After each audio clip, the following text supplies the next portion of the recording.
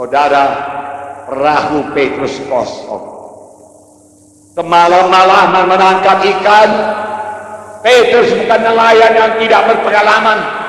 Dia cukup berpengalaman dari kecil di Danau Galilea. Malam itu dia menangkap ikan. Sampai pagi tidak dapat apa-apa. Adakah saudara mengalami hal yang demikian? Keterpurukan dalam bisnis saudara. Jangan putus asa, saya katakan kepada saudara. Jangan anggap saudara terus gagal. Bangkit dari kegagalan saudara. Sekali gagal, apapun usaha saudara, bukan terus gagal. Saudara gagal kalau saudara kerjakan sendiri. Saudara mau berhasil, kerjalah, bekerja samalah dengan Tuhan Yesus. Patuhilah firman Tuhan, praktekkan iman saudara. Amin. Saudara yang kekasih dalam nama Yesus, bangkit dari kegagalan, bangkit dari kemiskinan. Tuhan cinta kepada manusia ini. Tuhan tidak mau manusia jadi miskin. Jangan katakan Tuhan menetapkan saya jadi miskin. Manusia ini anak Tuhan, ciptaan Tuhan. Saya ini seorang bapa yang tidak begitu suci, bahkan tidak begitu rohani. Namun saya tidak suka anak saya miskin. Saya tidak suka anak saya kekurangan.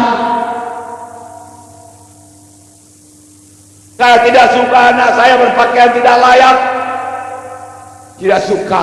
Kalau kamu yang jahat tahu memberikan pemberian yang baik kepada anak-anakmu, firman Tuhan berkata, apalagi Bapa di sorga, Dia akan memberikan pemberian yang lebih baik kepada anak-anaknya, termasuk saya, termasuk anak-anak saya, termasuk kita semua di sini.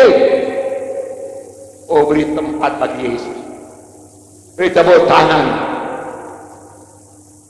Kita mau mengerjakan perkara yang besar.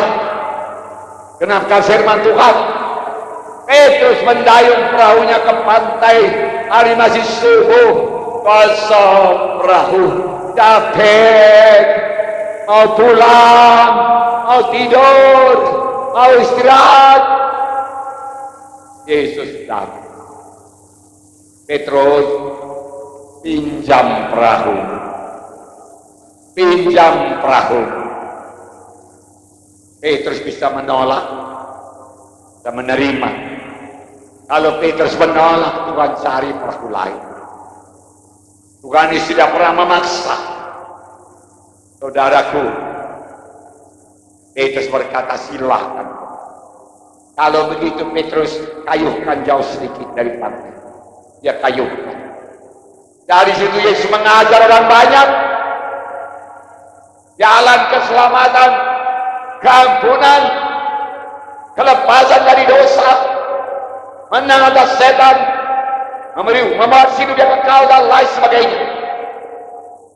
Kemudian Yesus memperhatikan Petrus, mukanya murah.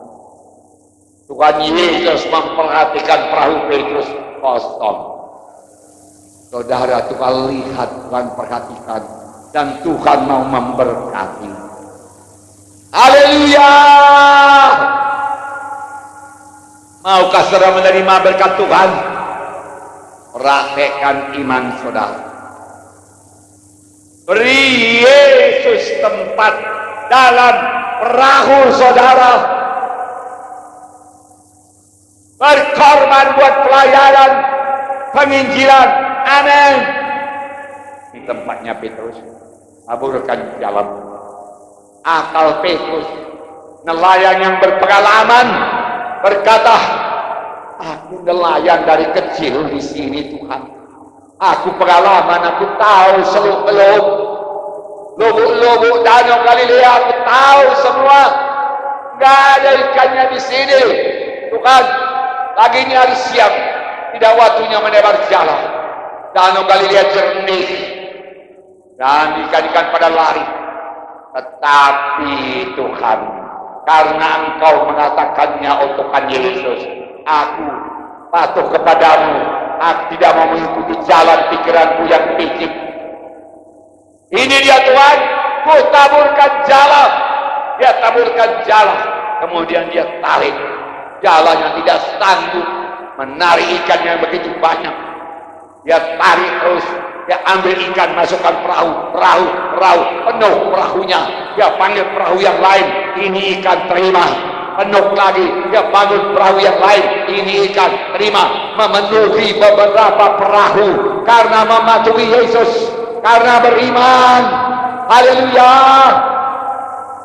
Tanpa iman mustahil. Hanya orang berdoa, berkati aku Tuhan, berkati aku dengan berkelimpahan. Bukankah Petrus engkau berkati? Bukankah Abraham engkau berkati? Semua mereka diberkati karena mereka mempraktekkan iman. Cek dalam Alkitab, tidak ada yang diberkati kalau mereka tidak punya iman.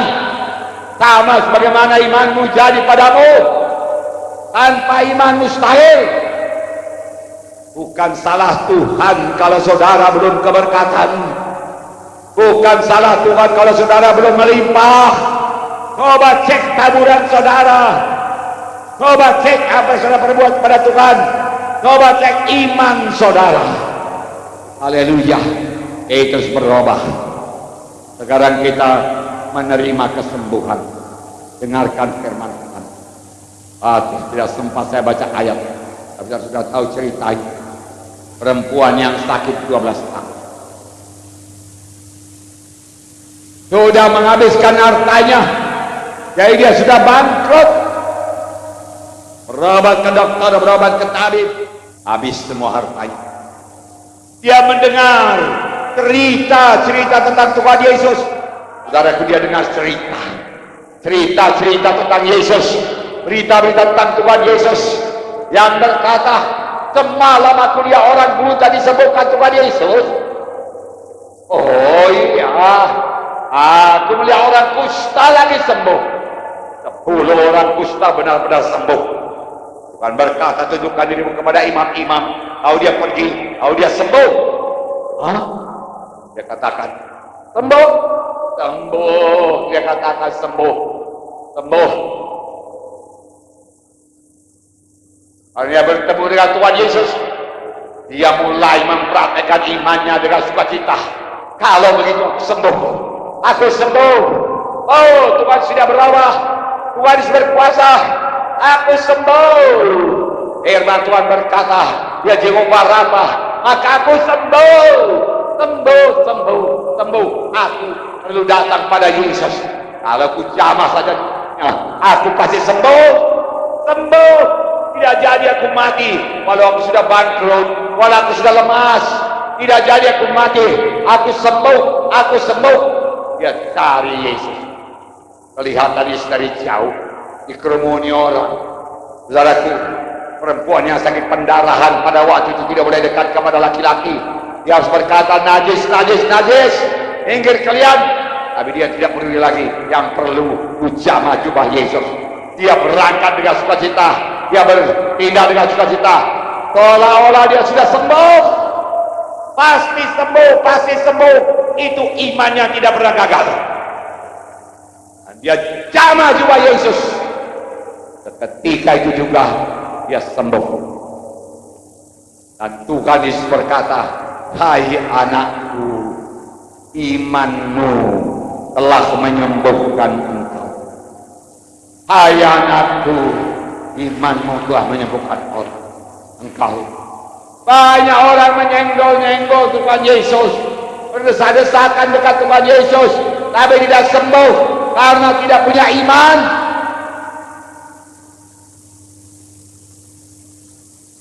Banyak orang ke gereja tapi tidak menerima kuasa Tuhan.